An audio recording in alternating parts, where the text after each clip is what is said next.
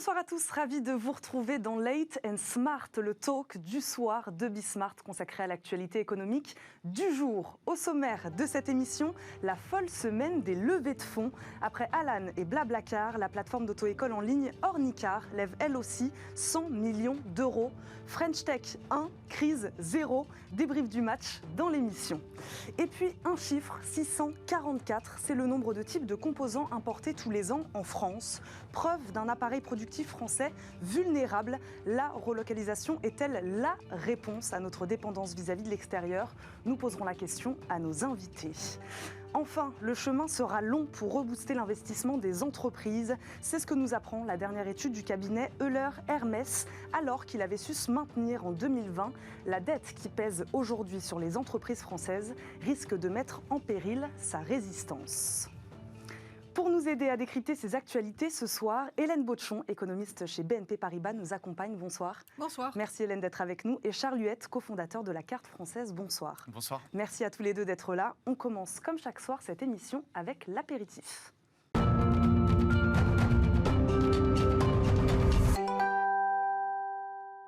Retour ce vendredi sur cette folle semaine de levée de fonds pour la tech française. La start-up Alan d'abord, puis mardi, le roi français du covoiturage Blablacar, levé 95 millions d'euros.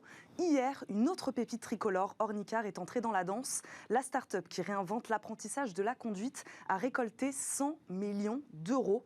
Malgré la pandémie, ces trois opérations nous montrent la résilience de la French Tech. Quelles sont les raisons de cette résilience, Charles Huette ? Écoutez, d'abord qu'il y a un écosystème d'investisseurs qui est de plus en plus robuste en France, et c'est tant mieux. Et puis qu'il y a des startups qui surtout ont un potentiel global et qui pensent international dès le départ. On est sur des marchés où ces trois startups ne vont pas se limiter à la France, mais doivent et ont la France pour base arrière. Et on peut que s'en réjouir. On peut que s'en réjouir. C'est aussi beaucoup d'acteurs qui sont très orientés sur le digital et qui n'est plus qu'une tendance de fond, ça devient la norme et c'est renforcé encore par le Covid. Donc voilà, tous les signaux sont ouverts pour ces très belles aventures entrepreneuriales françaises. Charles Huette, ces trois startups avaient déjà une croissance relative avant ces levées de fonds. Est-ce qu'il faut relativiser un peu ces montants, ces sommes de levées de fonds ? En soi, c'est pas les montants, mais c'est en soi une levée de fonds, c'est pas une fin en soi. En revanche, une levée de fonds, ça envoie un message clair au secteur et aux concurrents que ces boîtes françaises sont armées, sont ambitieuses. Maintenant, l'objectif de toute entreprise, c'est pas de se diluer, de lever. L'objectif, c'est d'être rentable et de croître son chiffre d'affaires, son nombre d'utilisateurs et sa rentabilité. Donc, c'est pas une fin en soi, mais ça ne peut être que positif pour nous aussi aller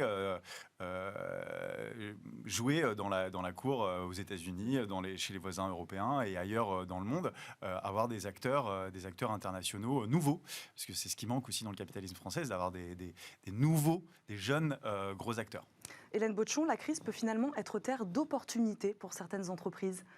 Ce que je retiens surtout des informations que vous venez donner, effectivement, c'est le signal positif, on va dire, sur le plan macroéconomique général, de cette ébullition d'innovation, de dynamisme entrepreneurial, de prise de risque. Donc évidemment, d'un point de vue macroéconomique, c'est positif. Et le fait est que la crise de la Covid-19 ne semble pas avoir interrompu ça et peut-être l'a même accéléré pour se sortir par des voies nouvelles des difficultés économiques que cette crise a provoquées. Donc c'est le signal vraiment positif que ça envoie de ce dynamisme entrepreneurial. Des effets aussi positifs de l'écosystème français qui est souvent critiqué, on va dire, pour sa rigidité et pas assez, on va dire, favorable aux entreprises. Il faut croire que... Alors, je parle de manière très générale, je ne minimise pas les difficultés à monter son entreprise et tout ça, mais il y a quand même quelque chose qui se passe quand on regarde aussi le nombre des créations d'entreprises en France. La courbe, elle est presque verticale, y compris pendant la crise. Alors, il y a eu un coup d'arrêt brutal au moment du premier confinement et après, c'est reparti en flèche. Donc, de ce point de vue-là, il y a un signal positif incontestable. Après, donc... Une fois encore, pour le tissu productif français, avoir des licornes, c'est vraiment un très bon signe. Ce que j'aimerais voir aussi, c'est des mastodontes dans les secteurs sur lesquels elles sont. Alors c'est vrai que s'il y a des intentions d'expansion à l'international, c'est très bien. Mais un peu, on va dire, mon rêve serait qu'on ait des concurrents de la taille des GAFAM, etc. Voilà, avoir des acteurs de poids en partant sur ces licornes. Est-ce que c'est un vœu pieux, utopique? J'en sais rien. Mais c'est vrai que c'est sûr que nous, on a cette force-là de la French Tech. Et j'ai l'impression, enfin je me trompe, dites-moi si je me trompe ou pas, j'ai l'impression, voilà, ce serait vraiment chouette si on arrivait à aller un cran au-dessus encore. C'est pas sur les mêmes secteurs, donc ce sera pas des acteurs aussi quotidiens pour nous que les GAFAM et pour tous les habitants de la planète. À un moment donné, dans la journée ou dans la semaine, passe chez un GAFAM. Là, c'est sur des secteurs un peu plus spécifiques. Ceci étant, c'est l'objectif et on s'attriste d'être une colonie digitale de nos amis américains sur le commerce, sur la recherche en ligne, sur les réseaux sociaux.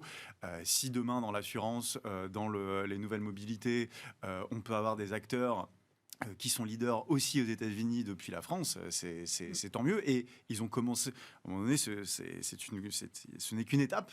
Facebook et Google ont bien commencé quelque part, et ils sont peut-être Alan, Blablacar et Ornicar sur ce chemin-là. Donc, Charlotte, on y croit à cette expansion à l'international? On sait que c'est quand même le point faible des startups françaises. Là, on y croit sur ces secteurs-là, sur ces startups-là? En tout cas, c'est indispensable pour qu'elles lèvent des fonds de ces montants-là. C'est ce qu'elles ont, c'est leur plan, c'est ce qu'elles ont vendu à leurs investisseurs, et elles y sont déjà pour une partie d'entre elles.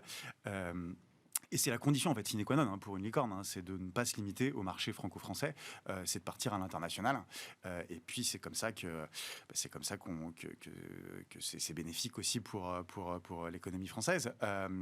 Donc il faut y croire et il faut les soutenir. On ne peut pas. Là, on a des exemples de gens qui essayent, qui sont en passe de réussir. On ne peut que les encourager, que les soutenir. Nous-mêmes, en tant que consommateurs ou dans nos achats d'entreprise, utiliser leurs services. Hélène Botchon, Charluette a un peu abordé la question. C'est une bonne nouvelle pour notre souveraineté numérique parce qu'on est sur des secteurs digitales. C'est une bonne nouvelle. Mais disons que oui, c'est une bonne nouvelle dans le sens où, une fois encore, là où on pense avoir un avantage, on va dire comparatif ou technologique, effectivement, il faut aller dans cette direction-là. Est-ce que ce sont des secteurs qu'on peut considérer comme sensibles ou stratégiques? Je ne serais pas en fait complètement capable de le dire ou de répondre à cet aspect-là des choses. Mais renforcer, on va dire, notre puissance innovatrice et notre puissance de développement à l'international, parce qu'en fait, dès qu'on se développe à l'international, on est plus fort aussi en fait sur le marché intérieur. Une entreprise en fait qui exporte est plus productive et plus innovante qu'une entreprise qui reste sur le marché intérieur. Donc d'une manière très générale, oui, ça répond en quelque sorte, on va dire, à l'expansion de l'économie française aussi à l'international. Et plus l'économie française est forte, plus elle est souveraine, si je peux résumer les choses de cette manière. Vous parliez tous les deux d'un écosystème des investisseurs assez favorable en ce moment, ou en tout cas de plus en plus. Que manque-t-il encore, Charluette, pour voir s'étendre ce cercle pour l'instant assez fermé des licornes françaises? Elles sont entre 13 et 15 selon les certaines données. Des projets, des entrepreneurs, des produits, il manque que ça. Après, effectivement, aujourd'hui, on voit qu'il y a un accompagnement, semble-t-il, assez fort sur ces étapes de passage à l'international. Avant ça, il y a eu toute une série d'étapes, et en particulier le lancement, l'amorçage, où il y a peut-être encore un peu... Des choses à faire? Des choses à faire.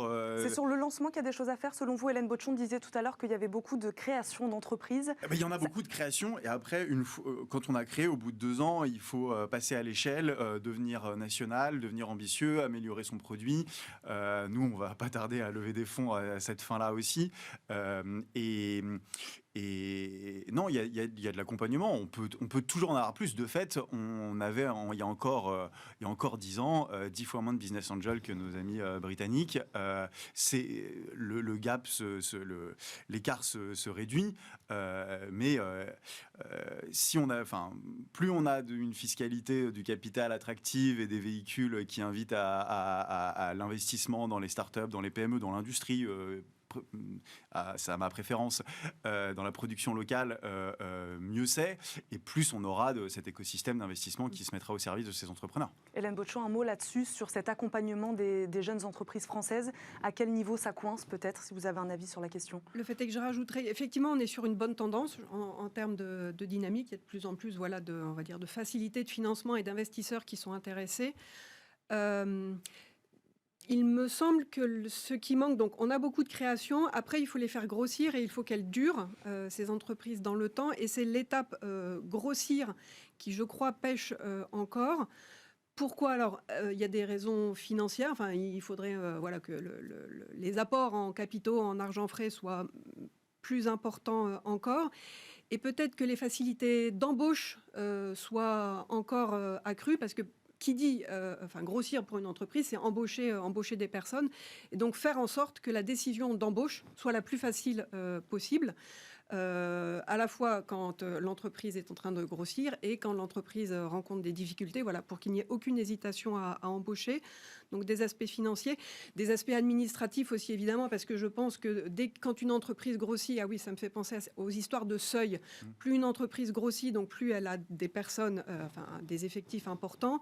Il y a des seuils sociaux qui amènent à respecter un certain nombre d'obligations sociales, qui peuvent parfois freiner justement l'expansion, le développement d'une entreprise. Donc comment faire en sorte... Je sais qu'il y a eu des efforts et des mesures pour reporter, on va dire, pas dans le temps, mais reporter l'arrivée de ces seuils. Donc un certain nombre de mesures ont déjà été prises pour faire en sorte que ce soit de plus en plus facile pour les entreprises de grossir, mais il reste certainement encore des choses à faire. Et sachant que, travailler peut-être sur ces questions d'embauche, essentiellement, oui. Merci à tous les deux, vous restez bien sûr avec nous. On passe tout de suite à notre premier débat.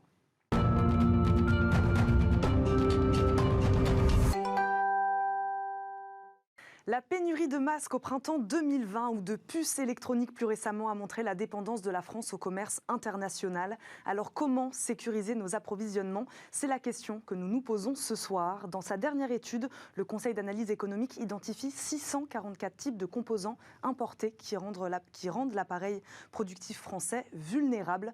Pour y remédier, il propose une intervention publique très ciblée et des relocalisations concentrées sur les forces de notre pays. 644 sortes de composants nous rendent vulnérables. Ça fait beaucoup, Charles Huette? Ça fait beaucoup. Je pense que d'abord, l'industrie dans tous les pays du monde, les chaînes de valeur sont très éclatées. Il n'y a aucun pays autarcique, il n'y a aucun pays qui fabrique tout en quantité et qualité suffisante. Donc ça, on redécouvre les chaînes de valeur très éclatées sur le marché mondial en matière industrielle. Tout produit n'est que l'assemblage de centaines, voire milliers de sous-produits, de composants, eux-mêmes fruits de dizaines de matières premières différentes. C'est le crayon à papier de Milton Friedman. Hein. Tout produit est le fruit de la coopération complexe et spontanée d'acteurs du monde entier. Ça, c'est la base. Effectivement, en revanche, moins on est présent, moins notre puissance industrielle, plus elle s'effrite, moins la France est présente dans cette chaîne de valeur, plus elle est dépendante évidemment de l'étranger. Pourquoi cette dépendance est dangereuse ? Parce qu'en cas de rupture des chaînes d'approvisionnement internationales, comme on l'a vécu avec la Covid, mais comme on pourrait le vivre avec des crises géopolitiques, avec des crises naturelles, quelles qu'elles soient, les possibilités de rupture de chaînes d'approvisionnement sont infinies et difficilement anticipables. C'est la prudence élémentaire qui préside à ce qu'on anticipe et on imagine ces scénarios catastrophes-là.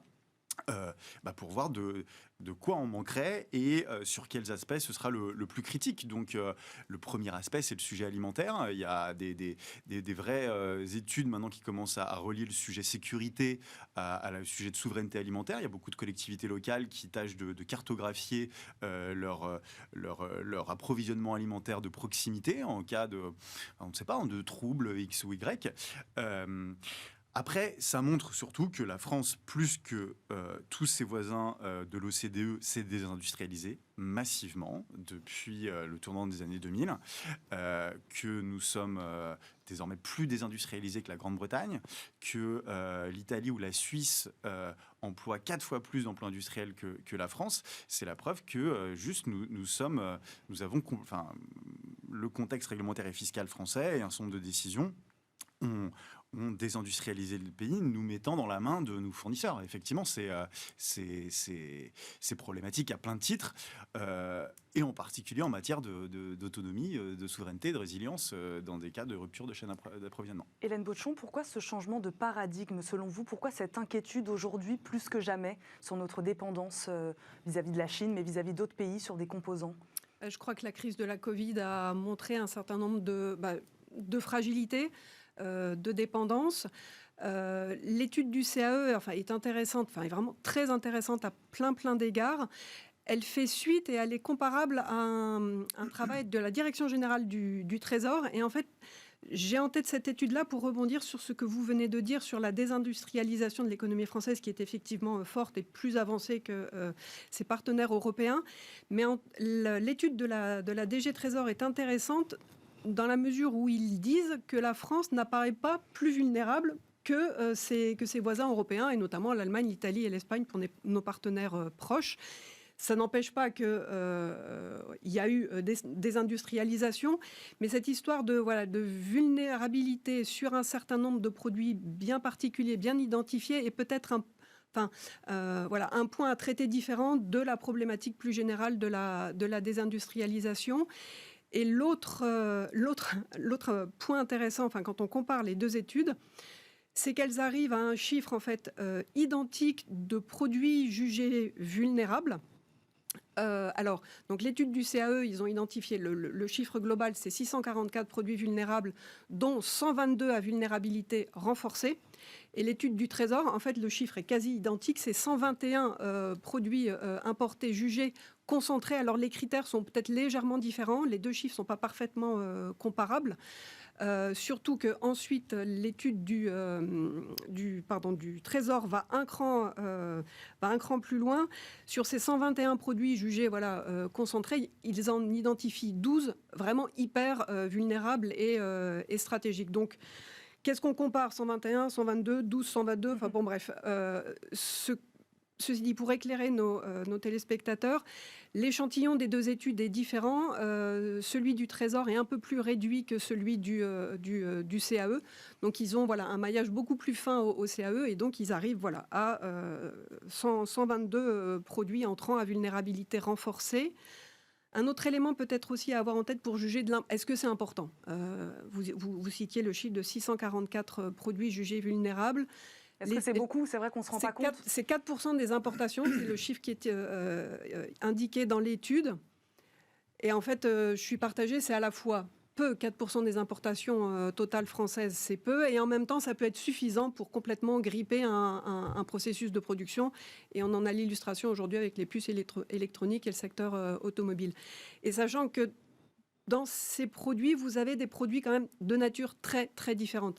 Il y a des choses stratégiques, et il y a des produits que le CAE mentionne aussi, les consoles de jeux vidéo et les parasols, qui font partie, si ma mémoire est bonne, des produits justement à super vulnérabilité, mais là dont on peut se dire que s'ils viennent à manquer ou s'il y a une rupture à un moment donné, c'est moins embêtant que les masques ou les puces électroniques aujourd'hui. Charlotte, je vous ai vu réagir sur ce que disait Hélène Bauchon, sur cette vulnérabilité plus ou moins importante en fonction des différents pays européens. On n'est pas plus vulnérable? On peut se rassurer. le sujet de la vulnérabilité et du risque qu'on encourt à la désindustrialisation n'est qu'un des sujets qu'impacte la désindustrialisation. Et il y a énormément de sujets beaucoup plus structurels et beaucoup plus constants que le risque potentiel d'une rupture des chaînes d'approvisionnement. C'est l'emploi, c'est la cohésion territoriale, c'est le financement de notre modèle social, c'est notre balance commerciale, c'est la réduction de notre empreinte carbone, c'est l'industrie est clé sur tous les enjeux les plus importants du moment. Sur le sujet de la vulnérabilité, peut-être que c'est pas beaucoup, 4%, mais si ces 4% concernent les masques, le gel hydroalcoolique, les respirateurs et les vaccins, c'est que 4 produits, effectivement, par rapport à tous les produits qui composent notre habitat, notre quotidien, c'est que 4 produits. Mais c'est 4 produits qui ont mis l'économie en lockdown, j'allais dire, enfin en confinement depuis 1 an, avec toutes les conséquences que ça a. Donc, le sujet, en fait, c'est très compliqué de définir l'aspect stratégique en amont d'une crise. Alors, il y a évidemment des sujets stratégiques classiques de l'ordre du régalien, tout ce qui va être militaire et alimentaire, et approvisionnement alimentaire. Mais est-ce qu'un bout de tissu et 2 élastiques, c'est stratégique ? En 2018, non. En 2020, c'est clé. Est-ce que, enfin voilà, le sujet pharmaceutique, notre empreinte industrielle pharmaceutique, on pensait ça d'abord, il y a quelques années encore, comme un atout. On était une puissance médicale, la France, Médecins sans frontières, le Sanofi. Le meilleur système de santé du monde. Sur les vaccins, là, au final, aujourd'hui, on s'aperçoit que peut-être qu'on n'était pas très lucide sur nos vulnérabilités.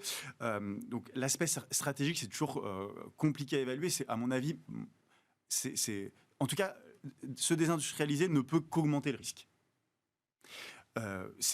Ça me semble mécanique et logique.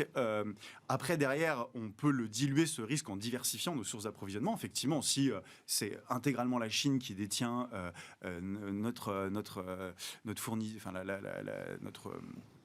la fourniture d'un certain nombre d'éléments, on est dans la main de cet État. Diversifier est une solution. Stocker et anticiper et prévoir, comme c'est ce qu'on attend d'un gouvernement, c'est une autre solution complémentaire. Et savoir faire soi-même, à minima, avoir la base industrielle depuis laquelle repartir pour décupler sa capacité. C'est 3 éléments qui permettent d'atténuer le risque. Après, ça me semble surtout... C'est moins le risque effectif de vulnérabilité que la Covid a montré, que toute l'opinion a découvert notre nudité industrielle. En vérité, elle a moins d'effets sur ces sujets risque, souveraineté, qu'elle est à la cause des gilets jaunes, qu'elle est à la cause des soirées électorales qui ressemblent en France à ce qu'on a connu en Italie, en Grande-Bretagne, aux États-Unis. Quelle est la cause peut-être de la décrépitude de nos hôpitaux. Voilà, la désindustrialisation, ce n'est pas que cette vulnérabilité, ce sujet de souveraineté, c'est beaucoup d'autres sujets clés sur la prospérité et la paix dans notre pays. Hélène Botchon, dans le contexte actuel, est-ce que les entreprises peuvent-elles vraiment modifier leurs sources d'approvisionnement ? Est-ce que c'est le bon moment ?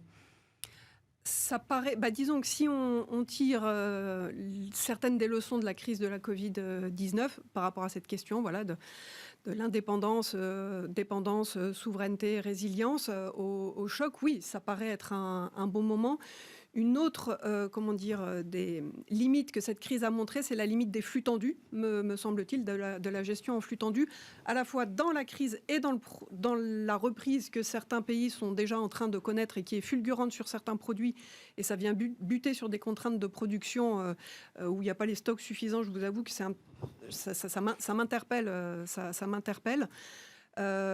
Sur les masques, la question est très intéressante aussi. Le point est soulevé dans toujours la même étude du Trésor, où d'après eux, alors je pense qu'on a manqué de stock, effectivement, ça je crois que le diagnostic est clair. Et ce que vous avez évoqué sur les les pistes, justement, comment répondre à cette question de la résilience. Donc, c'est stocker sur les produits éventuellement pas stratégiques. Et pour les masques, apparemment, pendant la crise, ce qui nous a manqué, on va dire, c'est des stocks, mais pas forcément un mauvais positionnement stratégique ou une vulnérabilité particulière. Il n'y avait pas de stock face à une demande qui s'est soudainement envolée. Donc, le cas des masques est vraiment super particulier et rentre en termes de solutions. Comment on gère, on va dire, un problème similaire à l'avenir, c'est les stocks. Après, par rapport à votre question, toute la difficulté, je dirais, est à quelle vitesse on peut aller. Parce que, me semble-t-il, ça ne se relocalise pas d'un claquement de doigts, une entreprise. C'est quand même des projets longs, lourds. Alors, le gouvernement s'est emparé du sujet. Dans le plan France Relance, il y a un certain nombre de mesures qui invitent, qui incitent financièrement à relocaliser, à innover et à se positionner sur ces produits identifiés, où il y a une vulnérabilité identifiée. Donc, développer le savoir-faire français. Et j'oublierai pas aussi, et c'est tout l'intérêt du papier du CAE, de cette identification vraiment précise des produits, là où il y a vulnérabilité, et selon la nature du produit, qu'est-ce qu'on fait? Donc on stocke, on diversifie nos fournisseurs, et où on le fait nous-mêmes, là où il peut y avoir un avantage technologique à le faire. Clairement, ça dépend, la stratégie à retenir dépend du produit. Mais j'oublierai pas quand même au passage les avantages de la mondialisation qui ont abouti à, en partie, dont une des conséquences est la désindustrialisation. Mais la désindustrialisation française, c'est pas qu'un effet mondialisation. Et dans les avantages de la mondialisation, il y a le gain de pouvoir d'achat, en fait, qui est énorme, qui est chiffré, une fois encore, dans l'étude du CAE. Ça fait, il chiffre les pertes d'emploi, mais également, parmi les avantages, il y a le gain de pouvoir d'achat pour les Français. C'est ça, donc 100 000 pertes d'emploi. Alors, ce qu'il chiffre, c'est les effets du commerce avec la Chine depuis le début des années 2000, le développement des échanges. C'est juste la Chine, effectivement.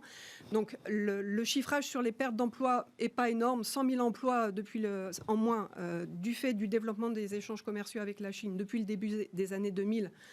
Ça ne paraît pas énorme, mais c'est peut-être une estimation basse. Il faut prendre en compte plein d'autres choses. Et a contrario, l'effet positif sur le pouvoir d'achat du fait qu'on importe des produits moins chers et de meilleure qualité, l'effet positif est estimé très important, 1 000 € par an, par ménage, donc depuis le début des années 2000. Et c'est vrai que c'est troublant par rapport à ce que vous soulignez, la crise des gilets jaunes et ce ressenti négatif, effectivement, cette perception d'une décroissance du tissu industriel. Comment on réconcilie ces effets négatifs sur l'emploi et ces effets positifs sur le pouvoir d'achat dans cette perception des gilets jaunes? Charles, je n'ai pas la réponse, moi. Parce que ce sont autant les gains de pouvoir d'achat irriguent toutes les strates de la société, on en bénéficie tous, gilets jaunes compris.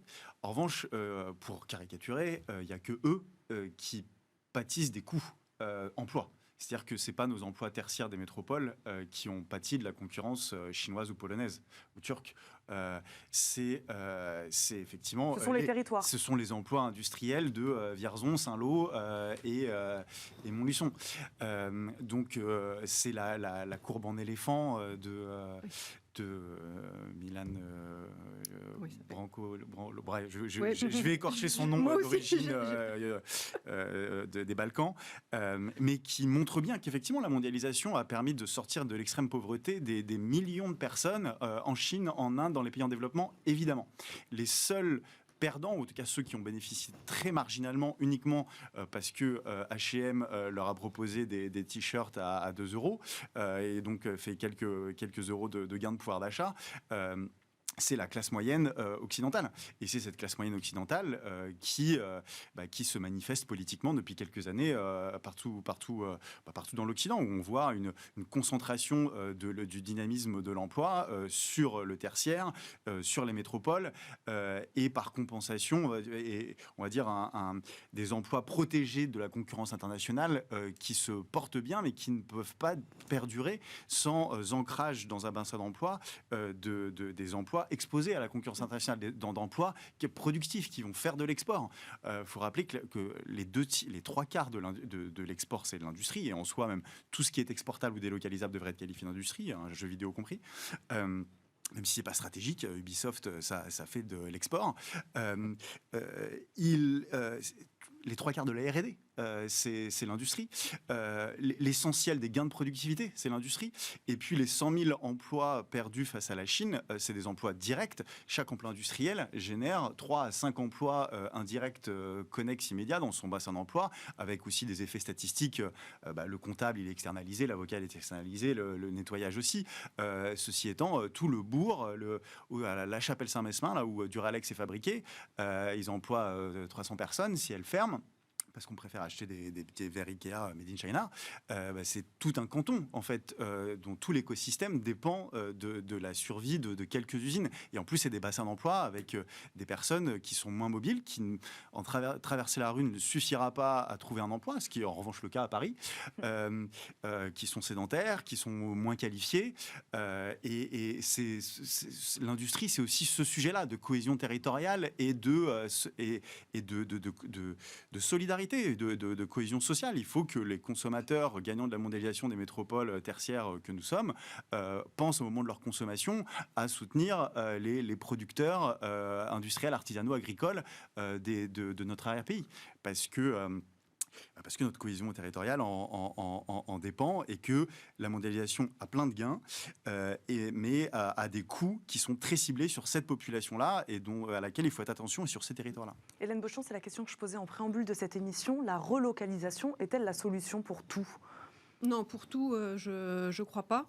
Une fois encore, c'est un des éléments intéressants de l'étude du CAE. Par rapport à cette question de la stratégie de résilience et de la vulnérabilité que la crise a montré pour l'économie française vis-à-vis de notre dépendance à certains produits et fournisseurs, relocaliser peut être une stratégie adaptée si dans l'économie, s'il y a un avantage compétitif, comparatif, technologique à le faire chez nous parce qu'on a un savoir-faire ou parce qu'on pense que il y a l'environnement, des affaires qui permettrait de développer une vraie avance technologique. Donc, ça fera partie de l'arbitrage du gouvernement, des politiques du gouvernement à venir. Ce sera à lui de décider quel secteur stratégique, quel secteur relocalisé. C'est effectivement une question. Comment on fait pour définir les produits effectivement qui méritent d'être relocalisés, avec, on peut supposer, les incitations financières qui vont bien pour inciter à ça. Une fois encore, le CAE suggère que ce soit un comité multidisciplinaire indépendant qui réfléchisse à ça. Et je pense qu'effectivement, c'est très important cette idée d'identifier les produits et la réponse par rapport aux différents produits. Donc relocaliser pour certains, ça pourrait être pertinent s'il y a le savoir-faire et un avantage comparatif. Et pour d'autres, par exemple la production de masques, pour reprendre l'exemple des masques, avons-nous en France un avantage comparatif à faire nous-mêmes des masques ? C'est pas évident. En revanche, une stratégie de stockage pourrait être plus pertinente, et sachant qu'il faut raisonner à l'échelle européenne. Parce que relocaliser et améliorer notre indépendance sur un certain nombre de produits, ça va pas se faire ni vite ni tout seul. Donc sur un certain nombre de produits, il faut concevoir la solution, me semble-t-il, à l'échelle européenne. Je crois par exemple que c'est ce qui est fait au niveau des batteries électriques pour les voitures. Donc très bien si le projet avance. Et la dernière piste, mais ça a déjà été évoqué, c'est diversifier ces approvisionnements. Et là encore, en jouant sur les fournisseurs européens, sur les autres fournisseurs. Donc en fait, il y a plein d'autres solutions que la relocalisation. Mais ça ne veut pas dire que la relocalisation, il faut pas y travailler, vu tous les avantages évoqués justement à avoir une industrie forte en France. Charles Huët, il nous reste une petite minute. Pour vous dire que plusieurs points, moi je pense qu'au contraire, il faut, c'est pas relocaliser, ça s'oppose pas à réindustrialiser. Il faut réindustrialiser massivement. Est-ce que c'est des retours ou est-ce que c'est des nouvelles usines ? Il faut réindustrialiser. Il faut le faire tous azimuts. Je n'ai aucune confiance dans un comité Théodule pour définir en un temps T quels sont les secteurs stratégiques, les avantages comparatifs. En vérité, tous les pays européens fabriquent tout type de produits. Notre seul massif désavantage comparatif, c'est notre contexte réglementaire et fiscal. Si on fait de la France un paradis fiscal pour investissement industriel, vous verrez qu'on relocalisera et qu'on réinvestira. Enfin, dernier point, il faut réfléchir à l'échelle européenne. À Whirlpool, à Amiens, il se pose la question, 60% des pertes d'emplois dues aux délocalisations avaient pour destination un pays membre de l'Union européenne. Donc, c'est plus facile à dire qu'à vivre dans une sous-préfecture de province. Merci à tous les deux. On passe maintenant à notre deuxième débat de la soirée.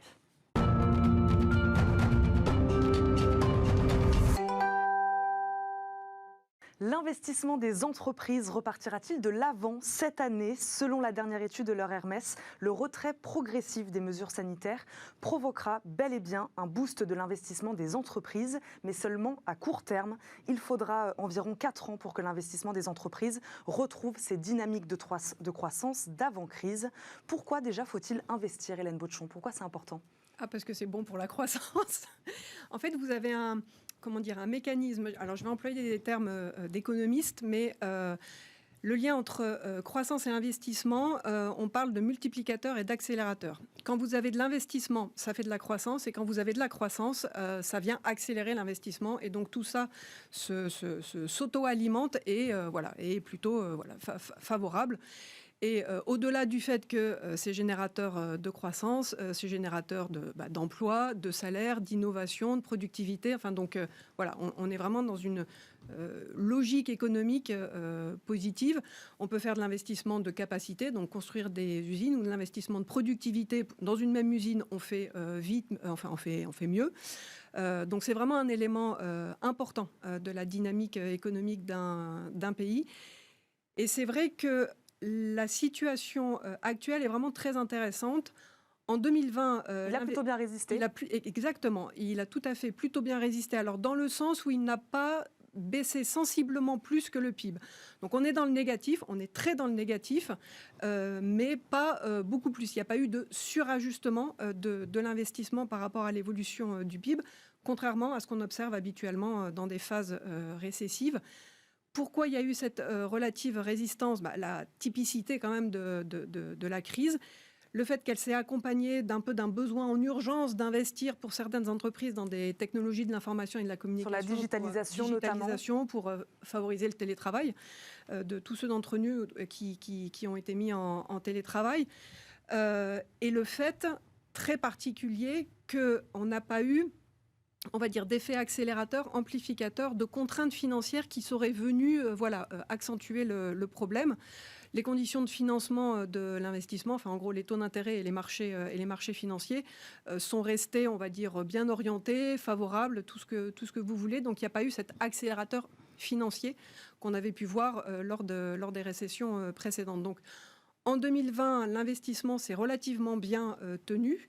Et c'est plutôt, on va dire, un point positif en se disant, si c'est bien tenu en 2020, il y a des bonnes chances qu'il continue effectivement de rebondir sensiblement en 2021. Pourquoi l'étude ne nous dit pas de redémarrage avant 4 ans alors?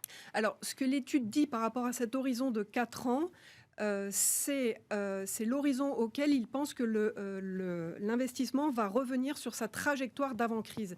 Alors, en fait, il y a 2 points de référence qu'on utilise économistes. Donc, la crise a entraîné un choc récessif massif sur le PIB. En France, on a eu une contraction du PIB de 8,2% en 2020, donc l'année dernière en moyenne annuelle. La première étape, c'est quand est-ce qu'on revient au niveau d'avant-crise. Juste au niveau de fin 2019, on était à un certain niveau de PIB. Quand est-ce qu'on revient à ce niveau de PIB?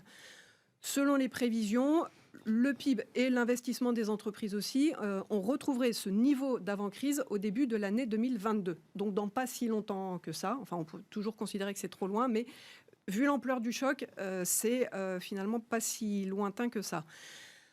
La question ensuite, c'est OK, on a retrouvé le niveau d'avant-crise, mais quand est-ce qu'on retrouve le niveau qu'on aurait eu s'il n'y avait pas eu la crise, si l'économie française avait continué de progresser un peu plus, entre 1 et 2% par an. Et c'est là que ça peut prendre sensiblement plus de temps, et c'est les 4 ans qui sont évoqués par l'heure Hermès. Les entreprises aujourd'hui sont-elles trop endettées? Charles Huët, c'est peut-être ça le problème, c'est ça qui va rendre difficile les investissements? Mais effectivement, en tout cas, elles sont... c'est très étrange parce qu'il y a eu beaucoup moins de fermeture d'activités qu'imaginer, qu'anticiper, parce que l'État a ouvert quand même, et l'Union européenne ont ouvert grand les vannes du soutien. Ça s'est incarné beaucoup avec ce prêt garanti par l'État, donc c'est de l'emprunt, il va falloir rembourser. Il y en a beaucoup aussi qui n'a pas été utilisé de cet emprunt.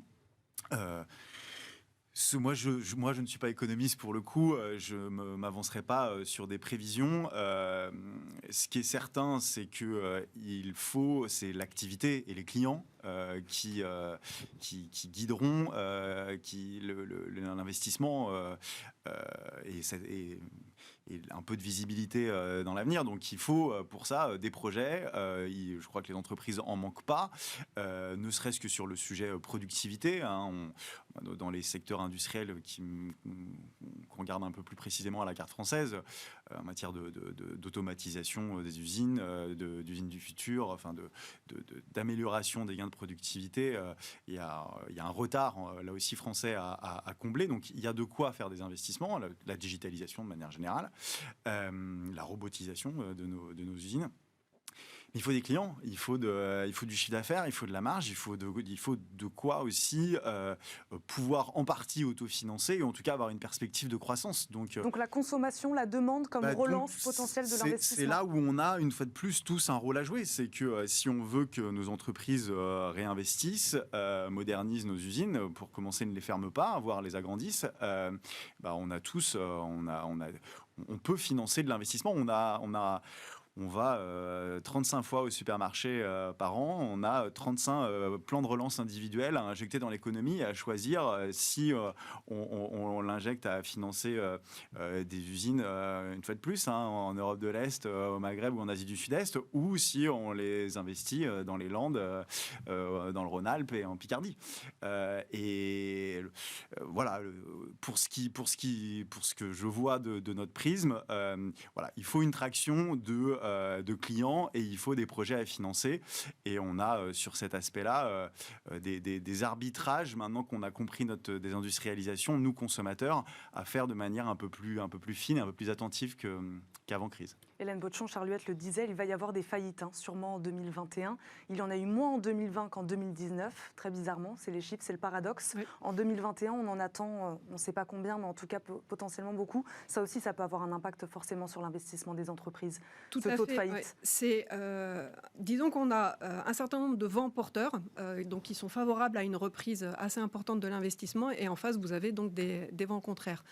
Dans les vents porteurs, il y a ce qui vient d'être évoqué, il faut qu'il y ait de la demande. En fait, très simplement, le déterminant principal de l'investissement des entreprises, c'est la demande.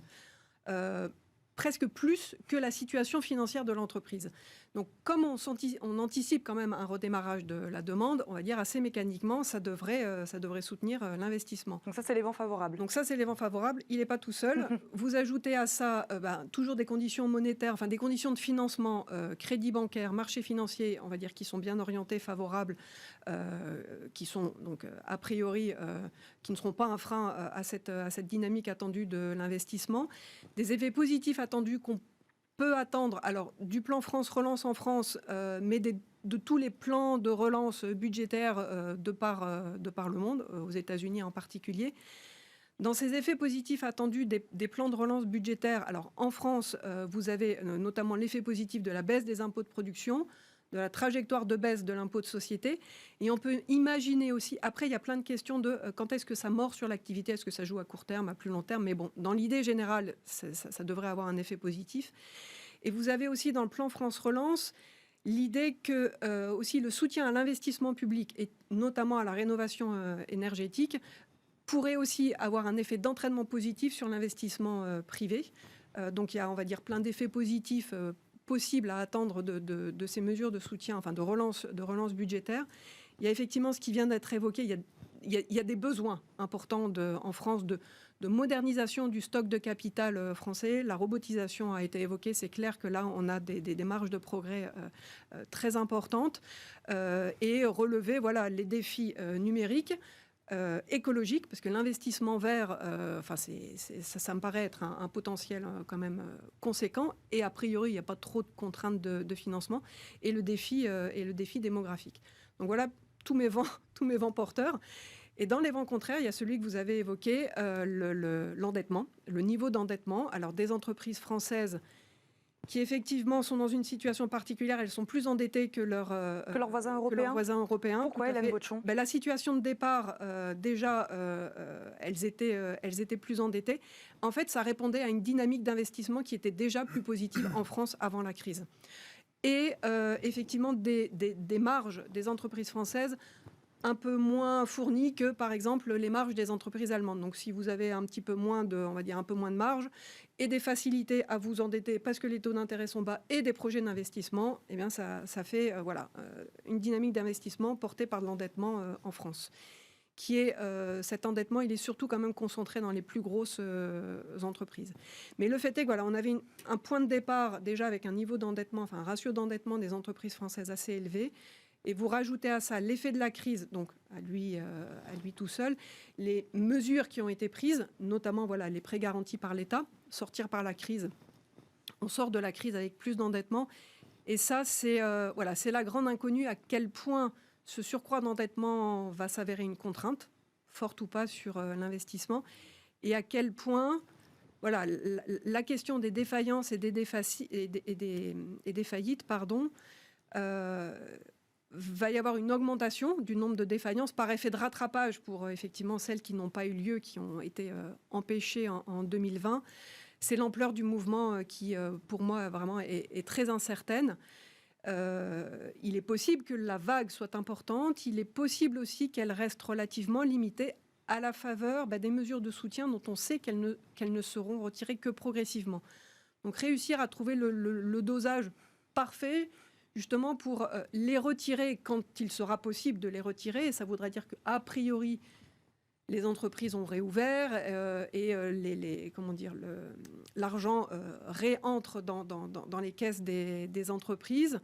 Et donc, elles seront en capacité d'encaisser le choc du retrait des aides. Mais il reste quand même cette question de l'endettement, effectivement, parce qu'il faut pouvoir faire face aux différentes échéances. Les courantes, les arriérées. Et donc ça, c'est un point où il y a une grosse incertitude. Charles Huet, il faut préparer cette sortie de crise, comme le dit Hélène Botchon, avec ces aides. On va aller vers une fin des aides éventuellement, mais il faut bien la préparer, cette fin des aides, pour éviter cette vague de faillite. Il faut prendre le relais il faut que le privé prenne le relais du public. Et de fait, on a du coup un surstock d'épargne, me semble-t-il, qui est monstrueux, qui est massif. On a moins consommé parce qu'on était assigné à domicile. On a moins consommé parce que malheureusement nos commerçants, nos restaurateurs, nos musées, nos spectacles, nos événements n'ont pas eu lieu. L'une des clés pour moi de la sortie de crise réside dans quelle utilisation de cette surépargne. Comment on va inciter à ce qu'elle soit dépensée.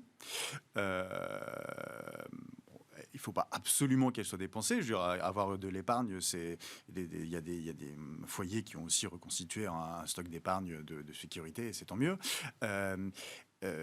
Mais quand elle va être dépensée, est-ce que, une fois de plus, c'est mon obsession, mais sera-t-elle dépensée sur du Made in France ou où elle va participer à la relance des économies voisines ou lointaines? C'est là que c'est là que l'État intervient. C'est là que l'État peut avoir un rôle pour inciter à investir et à consommer français. C'est là que nous tous pouvons intervenir. C'est notre responsabilité. C'est pas l'État qui arbitre nos achats de Noël ou nos achats de rentrée ou notre course du samedi. C'est nous qui arbitrons. Donc à un moment donné, il faut aussi qu'on soit consistant. On ne peut pas souhaiter être souverain, avoir un modèle social et faire une transition climat juste avec des applaudissements ou des marches le vendredi. Il faut de manière sonnante et trébuchante réorienter sur les produits les moins carbonés du monde sa consommation. Les produits les moins carbonés du monde, c'est les produits Made in France, parce que notre mix énergétique, parce que la proximité kilométrique et parce que nos normes environnementales surtransposées qui sont à bien des égards des boulets, autant en faire un avantage si on souhaite vraiment, comme on le crie sur tous les réseaux ou dans les rues, une transition bas carbone. il faut flécher cette relance. Il y a nous, avec la carte française, mais il y a on en propose un outil de fléchage en local de la relance keynésienne, parce que c'est un peu le problème de la relance keynésienne, c'est que c'est utiliser de l'argent qu'on n'a pas pour la dépenser dans des produits qu'on ne fabrique pas. Nous, dans les comités d'entreprise, par exemple, on leur propose à budget constant, de reflécher simplement leur budget distribué à Noël vers des produits qui sont fabriqués en France et qui vont générer de l'emploi direct et indirect et réduire leur empreinte carbone et financer notre modèle social.